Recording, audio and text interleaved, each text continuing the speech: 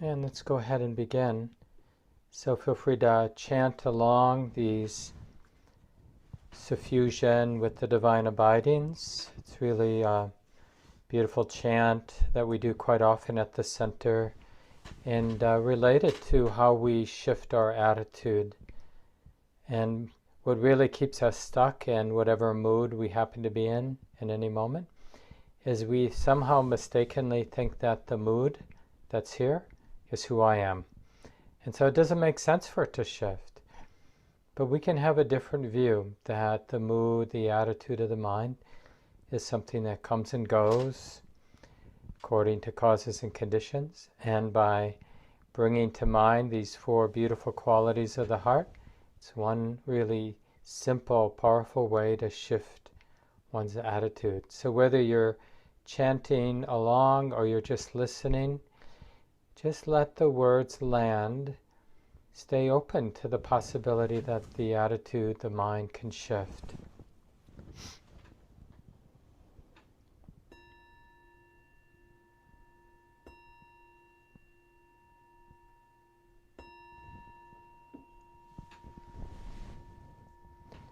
Now let us make the four boundless qualities shine forth.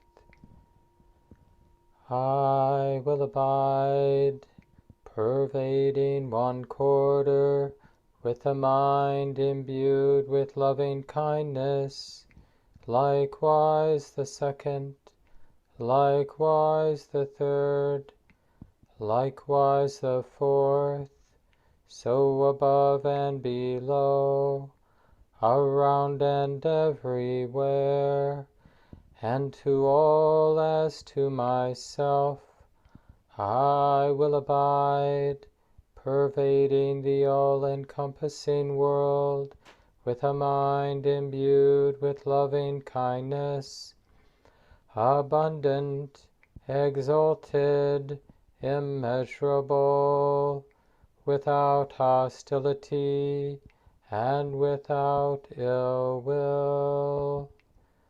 I will abide, pervading one quarter, with a mind imbued with compassion, likewise the second, likewise the third, likewise the fourth, so above and below, around and everywhere, and to all as to myself, I will abide, pervading the all-encompassing world, with a mind imbued with compassion, abundant, exalted, immeasurable, without hostility, and without ill will.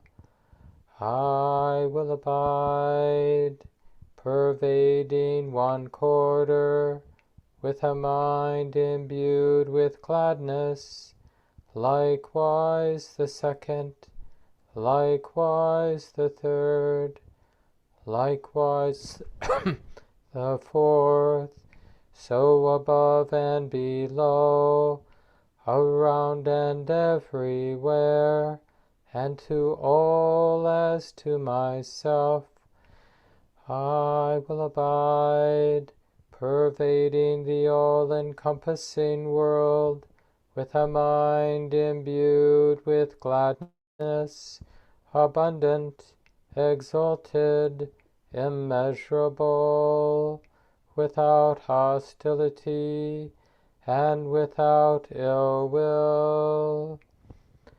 I will abide, pervading one quarter, with a mind imbued with equanimity, likewise the second, likewise the third, likewise the fourth, so above and below, around and everywhere, and to all as to myself, I will abide, pervading the all-encompassing world, with a mind imbued with equanimity, abundant, exalted, immeasurable, without hostility and without ill will.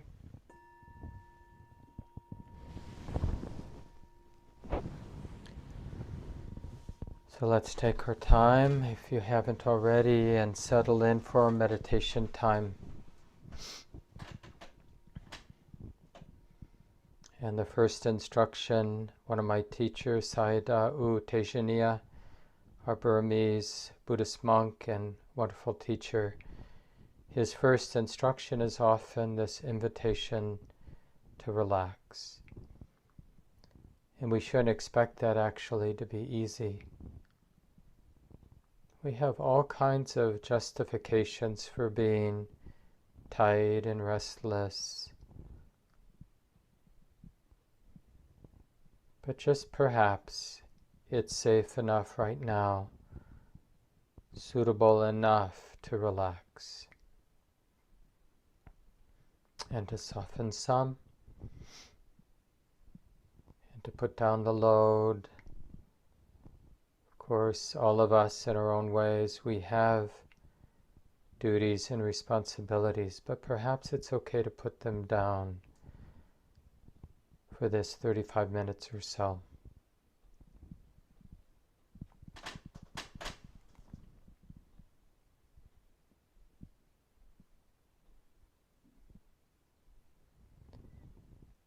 And we have to find just the right touch. How do we skillfully invite relaxation? If we demand it, it can be counterproductive. We just get tight because we're not relaxed. Well, that's not helpful.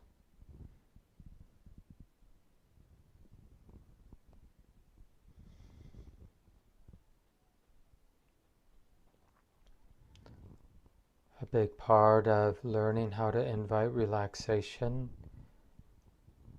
is an honest and compassionate acknowledgement of the tension that's here in the body, in the heart and mind. Oh, honey, it's like this now. As a human being sitting here, it's like this. So relaxation isn't so much making the tension go away as much as it's a willingness to relax with the conditions.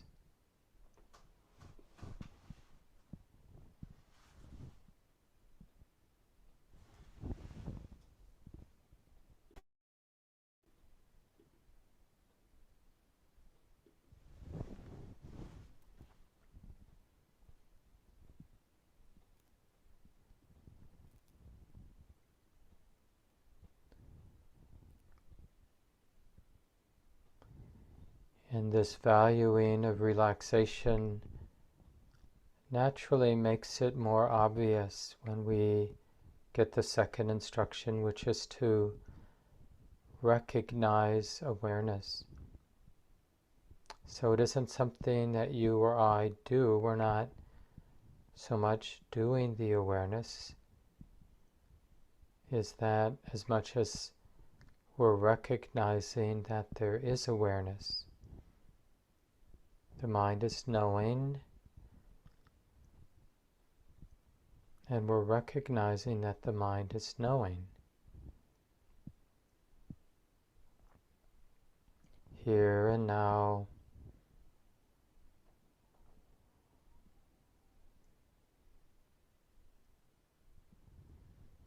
And initially it might seem very obvious or ordinary or not important, but I can say with great conviction that recognizing present moment awareness is a powerful intervention in how we live our lives.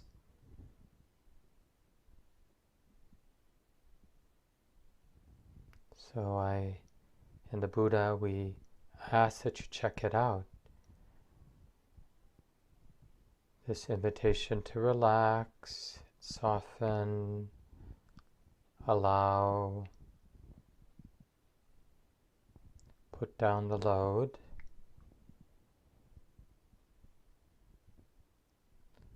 Just as best you can. And then the second instruction, to recognize awareness.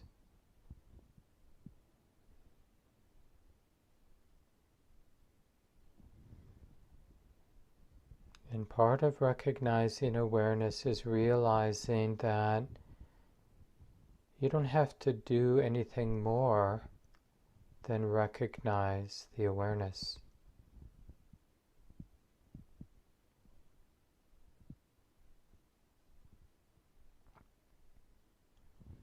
You could even say, remembering that there's awareness here and now.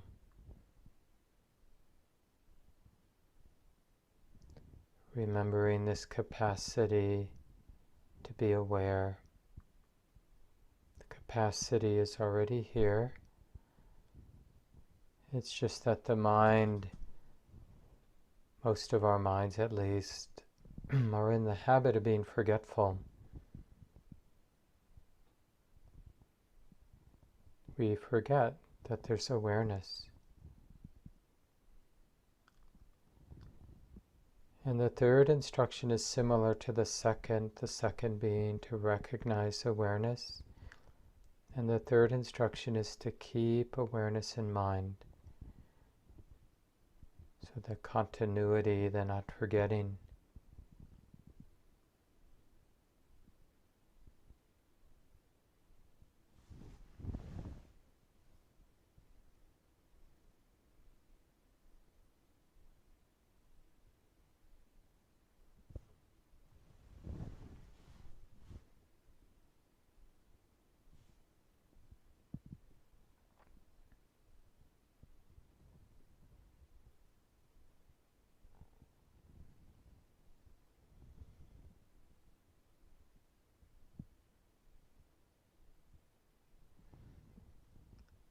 So we're learning to sense the very particular effort needed to keep awareness in mind,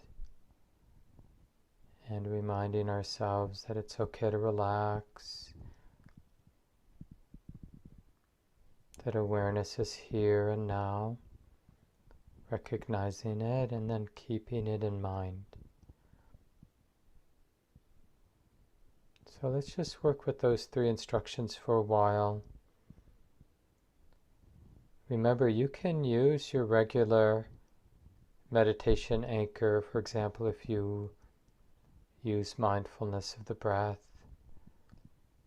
These first three instructions can work well with a specific anchor or with a more open awareness style of practice.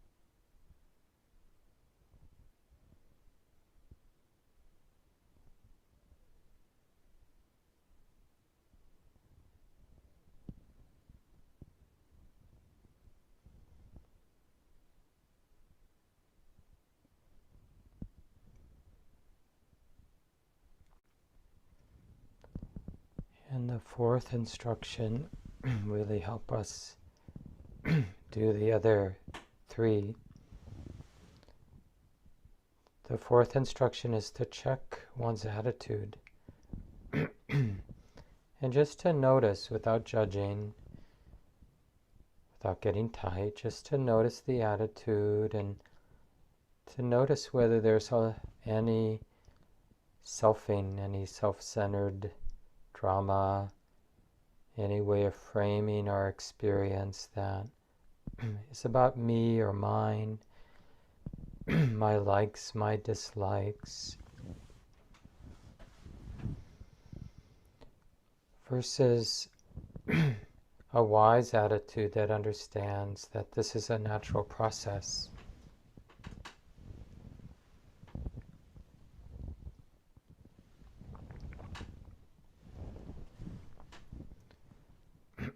Sometimes I'll just ask, when I look at the mind and what the mind is knowing, look at my experience, I'll just ask, is this nature? Is this a natural process unfolding? Or is this me or mine? My experience, my likes, my dislikes,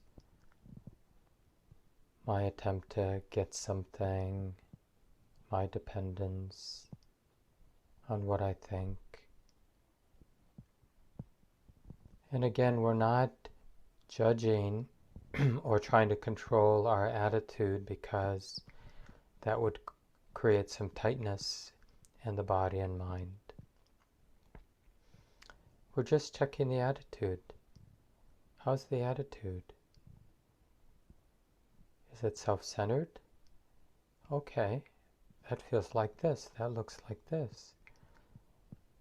Is wisdom present and seeing, understanding things as a natural process? Oh, well, that's like this.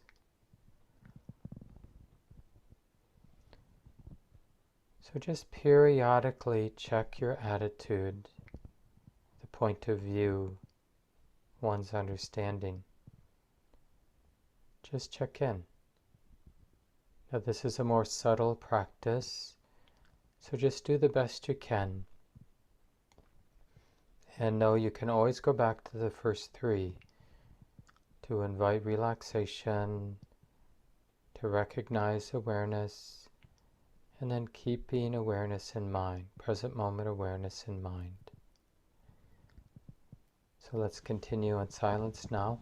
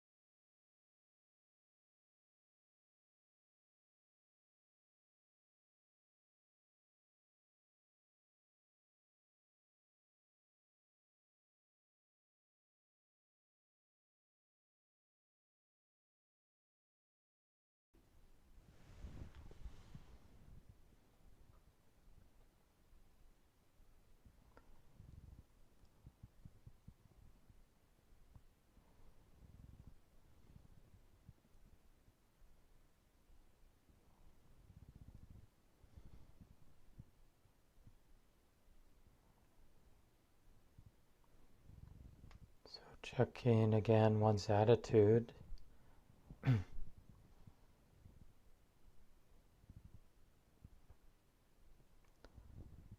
And the attitude is, like everything else, ephemeral. So even if we're feeling heavy or irritable, aversive, awareness can know this, it can keep this in mind, and noticing the changing nature of that attitude. And although it might feel initially very personal, the aversion, the irritation, the story might be very compelling in a self-centered way. But when observed as a natural phenomena that comes and goes, all of a sudden it becomes less and less weightful, less and less of a personal problem. The irritation, the upset, or whatever the attitude was or is. And this happens not because we're trying to get rid of it or change it. We're just trying to see the attitude, feel the attitude as it is.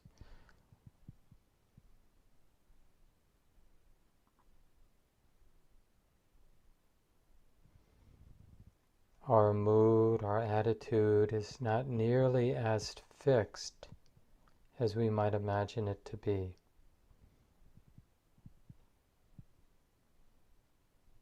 Like different weather systems,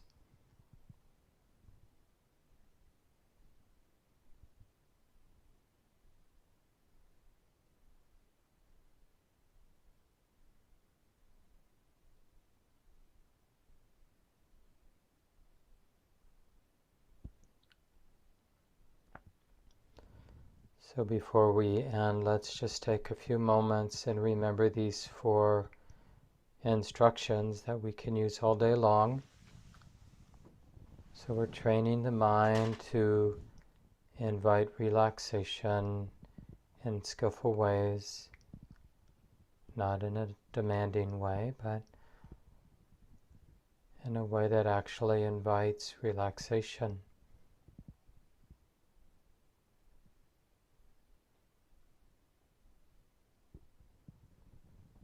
And we're recognizing that there is awareness here and now. This present moment awareness is here. The mind is knowing, and this can be recognized that the mind is knowing. And we can keep this in mind. Build up some momentum or continuity.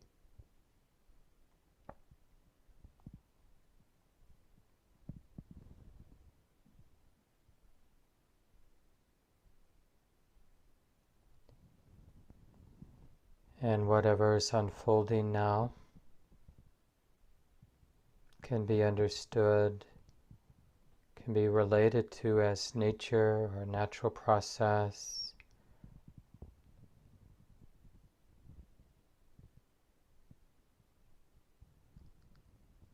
And when we understand that, then the attitudes that involve fear or anxiety or irritation, aversion, greed, distraction, and denial, they're just not needed when the attitude, the understanding is this is nature. It's just a natural process unfolding.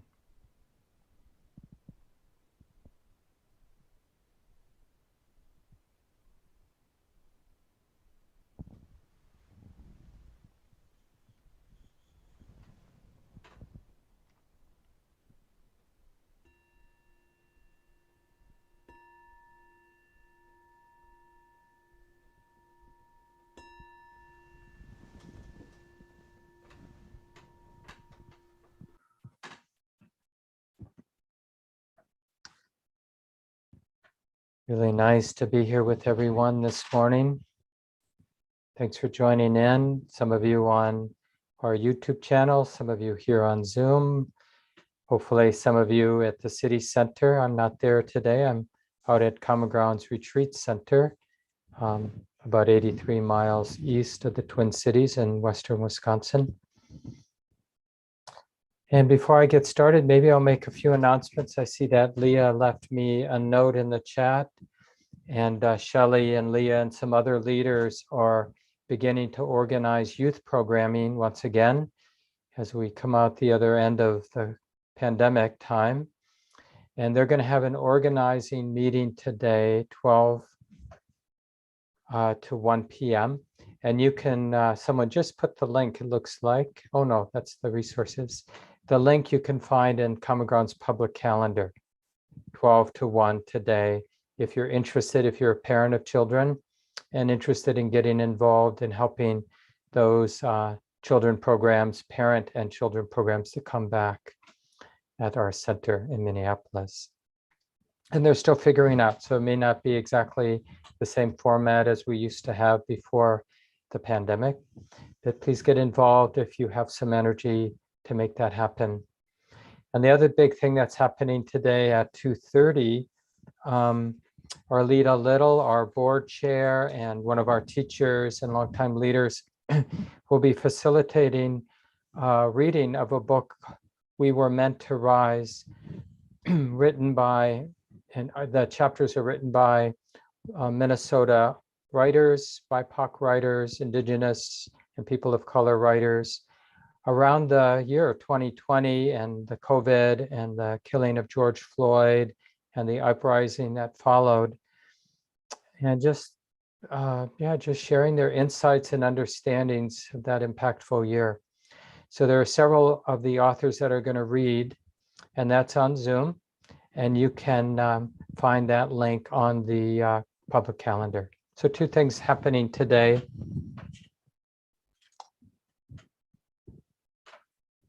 So in the month of April, we've been looking at our just how powerful an intervention in our lives that wisdom is.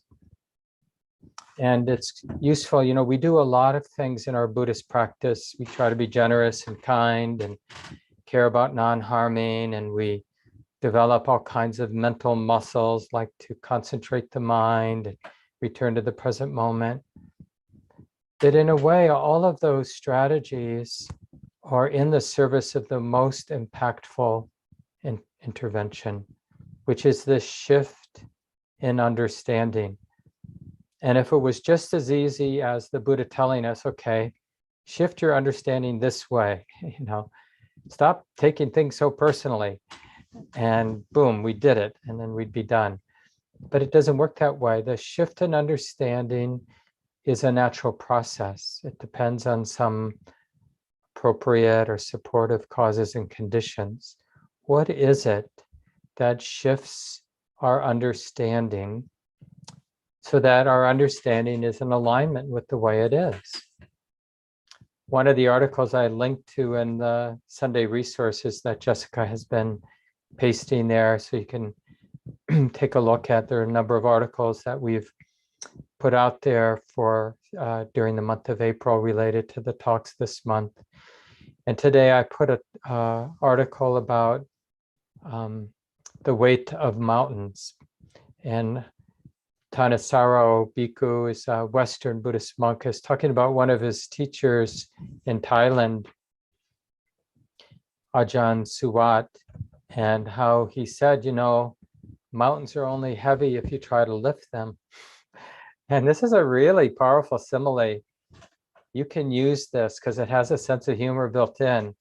You know, later today, when your to-do list feels like an overwhelming burden, or some difficult conversation feels like way too much, I can't do this, then just see if you can bring that shift of attitude. Okay, so I do have some responsibilities, duties here, but evidently the Buddhist teachings say these duties and responsibilities, this thing I have to do in my life, it's only heavy if I try to own it. or lift it or make it me or mine. So how can I be a human being? Doesn't mean that we don't have duties and responsibilities. So here's just a little section from the article. And remember, this is linked to in the Sunday resources, so you can check it out if you want to read the whole article. Is a mountain heavy? It may be heavy in and of itself, but as long as we don't try to lift it up, it won't be heavy for us. This is a metaphor that one of my teachers, Ajahn Suwat, often used when explaining how to stop suffering from the problems of life. You don't deny their existence.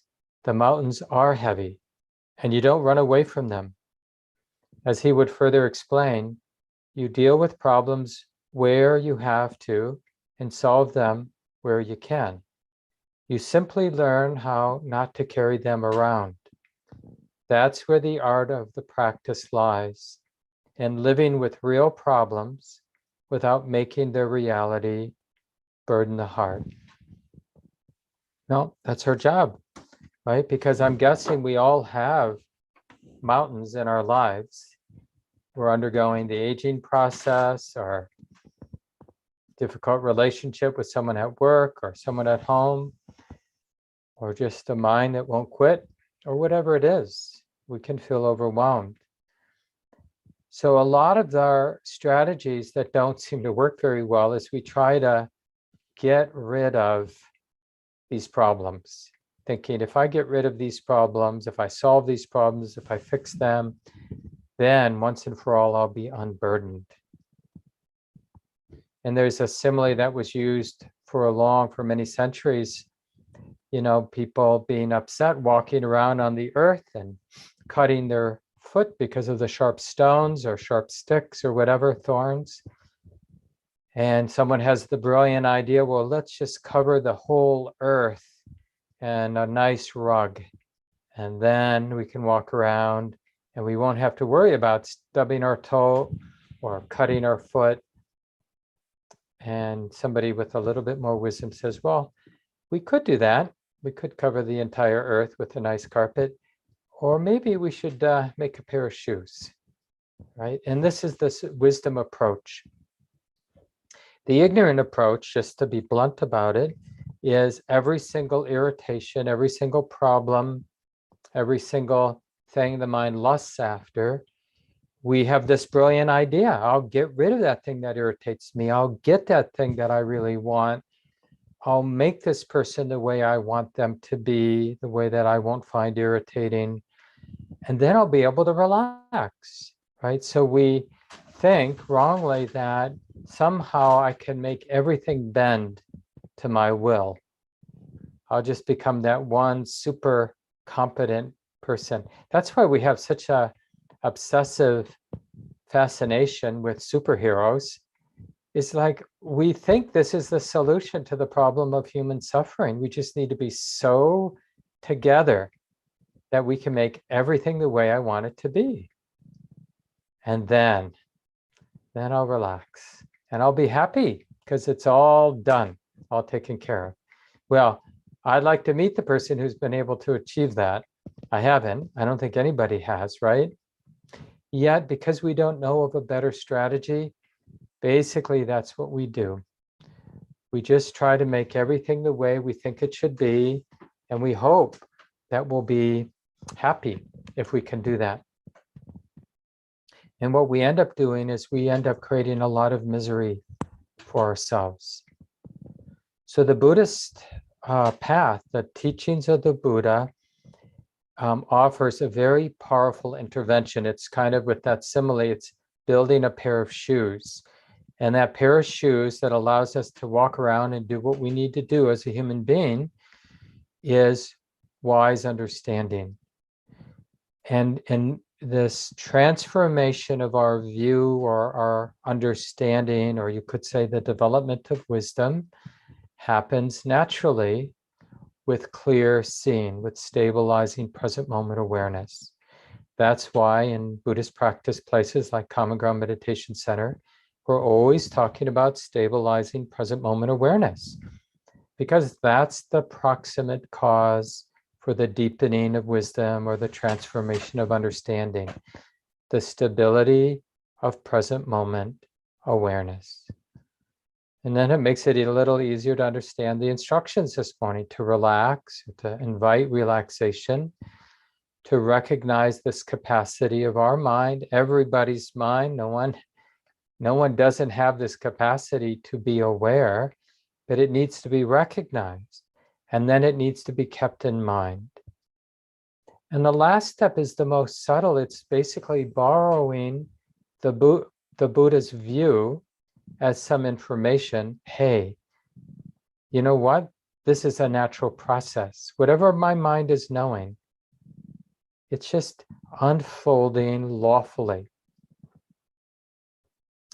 One of the places I found just this wisdom intervention, this intervention of wise view, nicely explained was Thich Nhat Hanh in one of his earlier books a long time ago. He's this wonderful Vietnamese Buddhist monk who died a couple of months ago. One of the things I linked to in the Sunday resources is a wonderful 30-minute video that some of his followers created called A Cloud Never Dies. And I really recommend it. It's a biography of Thich Nhat Hanh, and it's been making the rounds at Common Ground Meditation Center. And I think we'll put it in the weekly email, but it's linked in the Sunday resources. Don't listen to it now, but you can watch it at your leisure later. And it's very sweet and just gives you a sense of somebody with some deep instincts and attraction to the Buddhist teachings, but raised in a really terrible time, growing up in Vietnam and being part of the war that maybe you don't know started basically was occupied during World War II, and then the struggle really began in the 1950s and continued until through the 70s. So many of you know how much suffering, and he was of course right in the middle of all that. And the video just sort of captures that and captures the wisdom that allowed him to be right in the middle of it in a very engaged way. Because we can have this wrong idea that to do the practice, we need to be away from it all. It's true. We do need to be away from it for periods of time to develop the wisdom. But then the wisdom gets further deepened and refined when we go back into our duties and responsibilities. So in a way, that's the best way to understand a useful life. In the beginning of our practice, sure, it's more useful to have more simple conditions, less stressful times. We wouldn't choose to grow up in a war zone, right? But ideally, with the development of practice, we can show up to whatever we need to show up to. That's the whole point. That's why the Buddha refers to the insights, the understanding that comes from practice as unconditioned, meaning the freedom, the spaciousness, the balance, the nimbleness, the compassion isn't dependent on having really nice circumstances. That balance, that compassion, that wisdom holds up even when our circumstances, what's going on around us, is really terrible, as it often is in our world. And in one of these earlier books by Thich Nhat Hanh, Transformation and Healing, where he is writing about this very important teaching from the Buddha on mindfulness of breathing, which is really a complete map. It's not just about being with breath, it's really about developing insight. And at the beginning of that book, Thich Nhat Hanh just offers these 5 principles of mindful awareness, of awareness practice.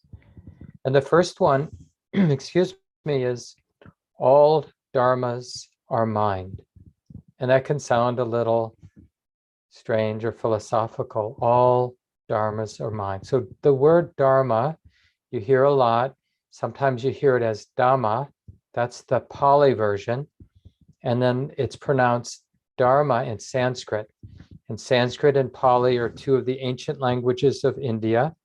Pali is the language spoken around the time of the Buddha.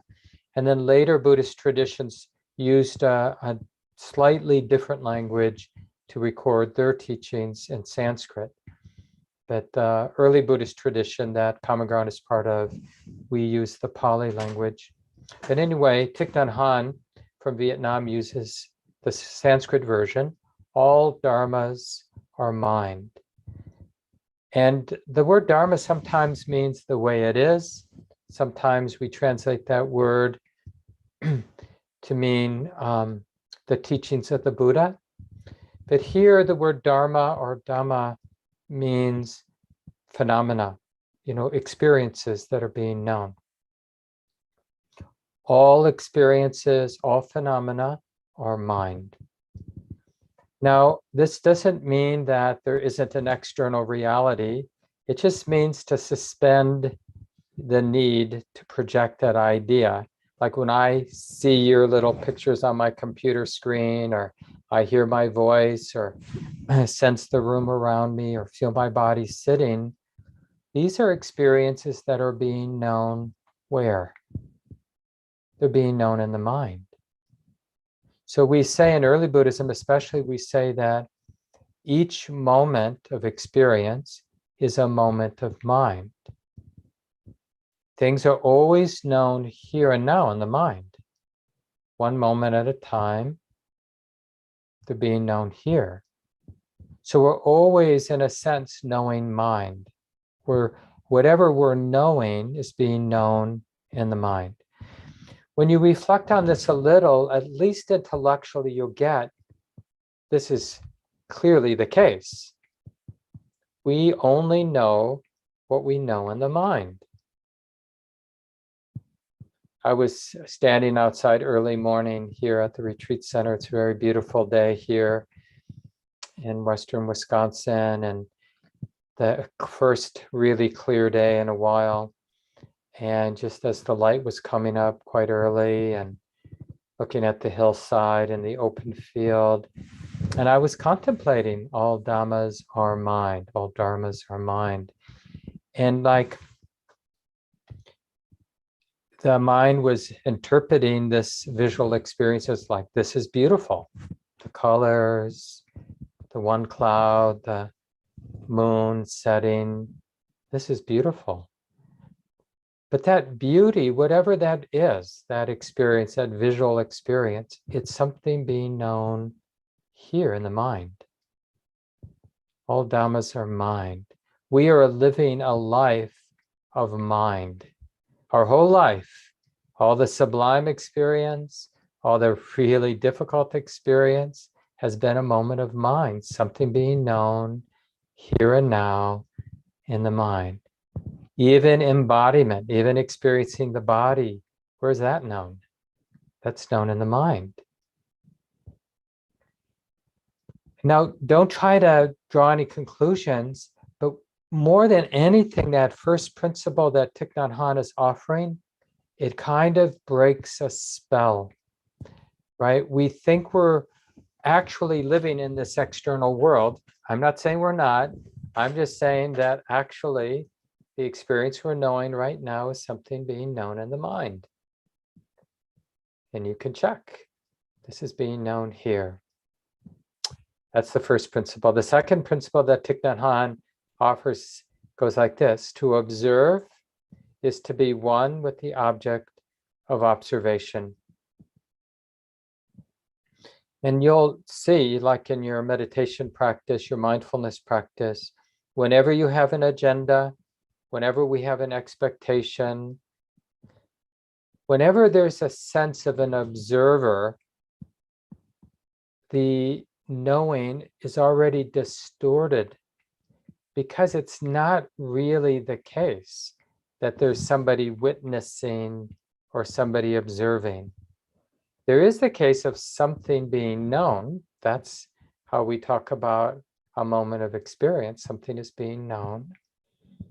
But we can't actually separate the observing from what's observed. Try it right now. Just touch your hand on something, right? Now, clearly the mind can repeat the phrase, my mind is knowing this touch of my hand. But when we just tune in to the actual experience of touch, there's an experience being known, but we can't distinguish the observing from what is observed, that quality of warmth or hardness or softness or whatever that touching is like for us.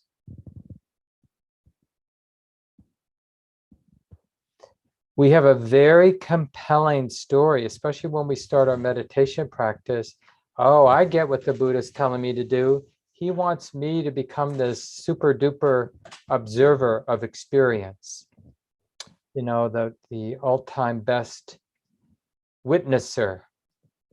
And I'm going to do it. I'm going to become the best. I'm going to build myself the perfect platform, sitting slightly above my experience. And I'm going to stand there, or maybe I'll get a really comfortable chair so I can be relaxed. And I'm just going to witness whatever comes and goes. But just that idea, as subtle as you might make it, that idea of me sitting in my observation platform, knowing my experience, is just the big kind of provocative, is an abomination, because it's a construction, and because the mind is constructing something extra and not actual, reality is affected. Our experience of the present moment is affected. So I might use the sense of being the observer because it's more palatable to our ego when we're learning to practice, to imagine that, okay, I'll stop being this neurotic person running around with my head cut off, doing this, chasing my likes and dislikes, and instead I'm going to become this elegant observer of my experience. We all do that, right? We construct the idea of being an observer. Can be, for many of us, a useful way into the practice, but it isn't the end of the practice. Because when we're feeling more settled, more stability of present moment awareness, we'll notice that, like Thich Nhat Hanh says here, to observe is to be one with the object of observation. So when I say something is being known, people always will ask, well, why do you put it in the passive voice? Why don't you say, I'm knowing something? Why do you say something is being known? Because I'm sort of setting up this experience where there is the experience of whatever it is being known. And I could highlight that it's being known, or I could highlight what is being known. But I can't actually separate those two things, and I don't have to. It would be an unnecessary distortion, an unnecessary tension. And there's one of the characteristics of samadhi, some of you know that word samadhi, that unification or stability of awareness, the coming together, the gathering, unifying of the energies of the mind, the heart, around being present. That's called wise samadhi. So concentration, or that balanced presence in the service of seeing things as they are. So samadhi, that's what we mean by samadhi, or stability of present moment awareness, is usually how I translate it. And when you have that stability of awareness, you'll sense that almost like a visceral sense of wholeness, or one's experience not being fragmented, not being dualistic, me observing that experience over there. And that's a useful barometer for sensing how well the practice is going. Is there that wholeness, that stability of presence that has that non-fragmented, not divided quality to it? Oh, good, I'm getting some momentum in my practice. And in those other moments, when it feels like there's a me struggling to be the observer, then we know that there's not that much momentum yet. I'm still kind of building momentum, like developing my valuing of being present, being mindfully aware, and teasing out all the ways we over effort and all the ways we under effort, right? Because we can become negligent and then we're just spaced out thinking the thoughts we normally think. That's not mindfulness. But we can also over effort and kind of make it more of a chore than it is. That's why that instruction I gave this morning was to not to do awareness, but to recognize present moment awareness, that it's here, it's now, without you or me doing it. Isn't that true right now? Check. Isn't this capacity of the mind, the heart, this capacity to recognize that this is being known? It's already here, isn't it? I can recognize that seeing is being seen, or hearing is being heard, feeling the body sitting is being felt. So the first principle from Thich Nhat Hanh, all dharmas are mine. Thanks to whoever, Jessica, is putting that into the chat. The second one, and by the way, I created a little cheat sheet for you of these 5 principles, and that's in the Sunday resources too, with a few notes that I wrote under each one. And the second is to observe is to be one with the object of concentration, which means, oh, I've got some momentum. The experience is starting to feel whole or not divided, not fragmented. Okay, good. Observing and what's being observed can't really be teased apart. The third is true mind and deluded mind are one. And in later Buddhist traditions, they made a big deal out of samsara and nirvana are the same thing, or not the same thing, but they share the same space, let's say. And it's the Dharma point, I think, is really useful, and it relates to what I was just saying. Like the teaching point is, be careful with dualities. They don't really support practice. Good and bad, me and you, this and that. So it relates to the second principle, that to observe is to be one with the object of observation. True mind and deluded mind are one. So this is really interesting. Like when we get some momentum, some continuity of present moment awareness, you'll even see like a whole pattern in the mind to be deluded, like to fall into some worry or some problem solving, some planning mind, some doubt. But there's still some stability of present moment awareness. And it sees like this cloud, this misty cloud descending on the mind, because that habit to be lost in planning or to be fantasizing in this way or that way, or worrying in any way that we worry, that those tendencies of the mind, they're there even with stability of awareness. So they're going to show up.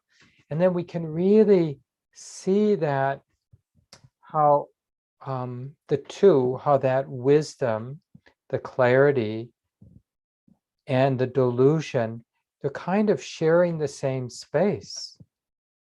And the more we get this third principle, true mind and deluded mind are one, like one of the telltale signs that the wisdom is understanding the point that Thich Nhat Hanh is making is we're less and less afraid of distraction and delusion, because we know it's an obscuration, it's a mist, but it isn't me or mine.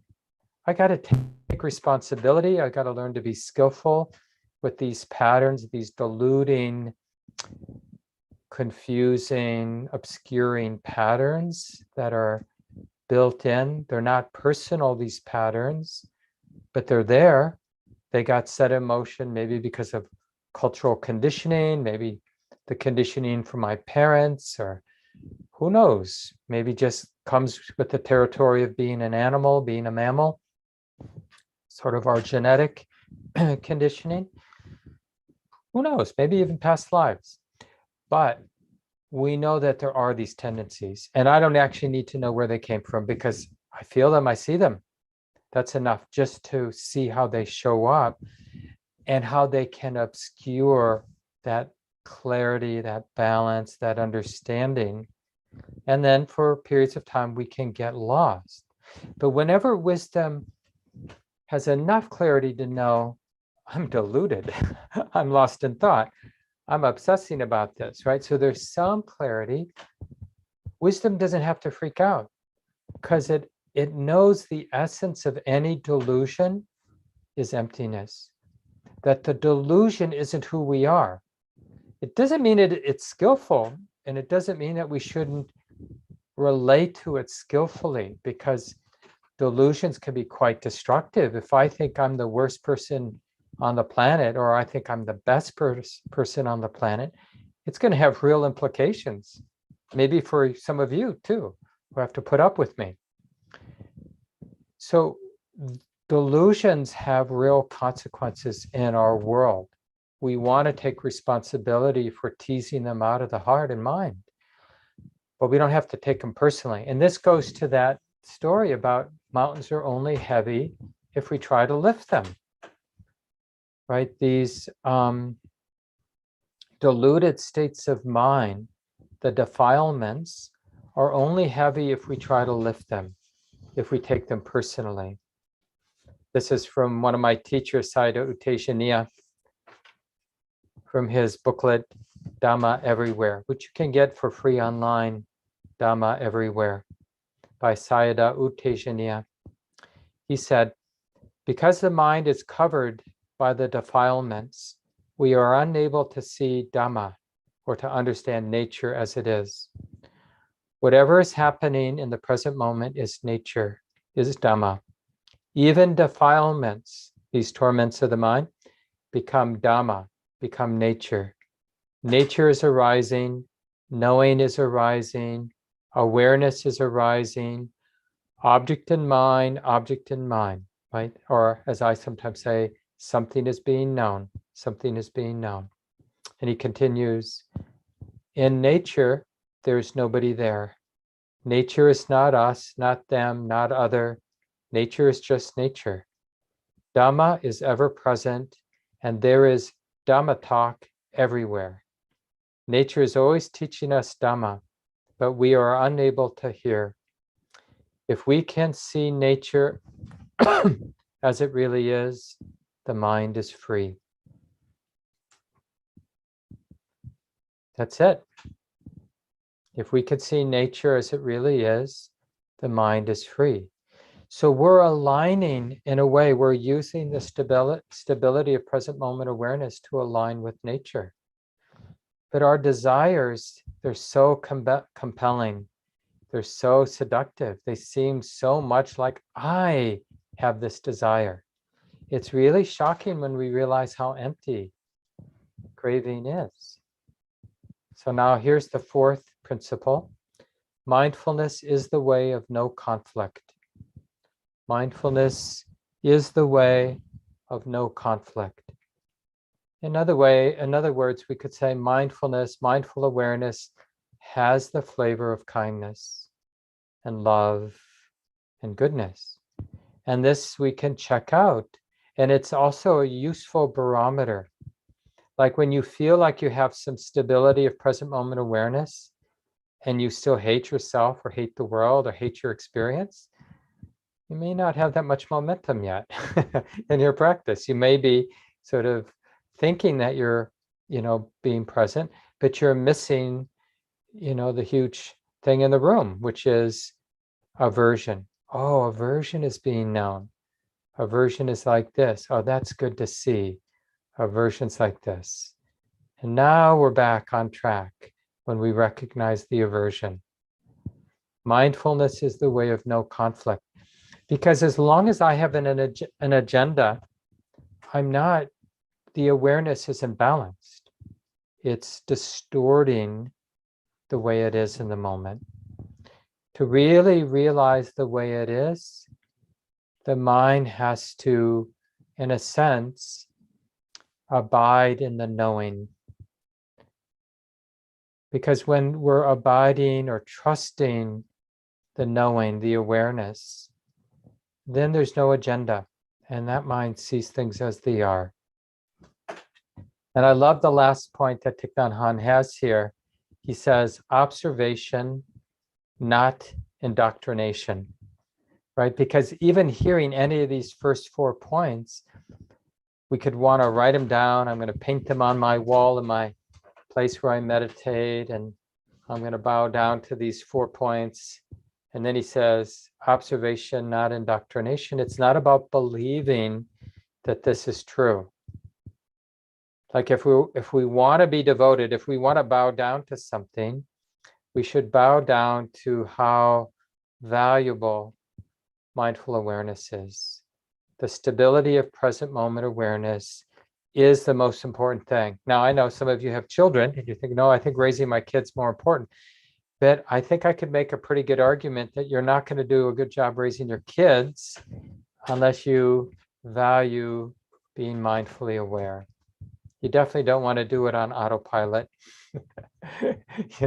Raising our kids based on our cultural conditioning, right? What really helps is actually to be radically present as you navigate all these twists and turns, whether you're raising kids or trying to be a good partner or trying to make the world a wiser, kinder place.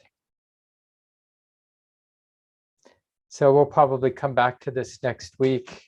But I just wanted you to have these 5 principles from our beloved Thich Nhat Hanh, who passed away not too long ago.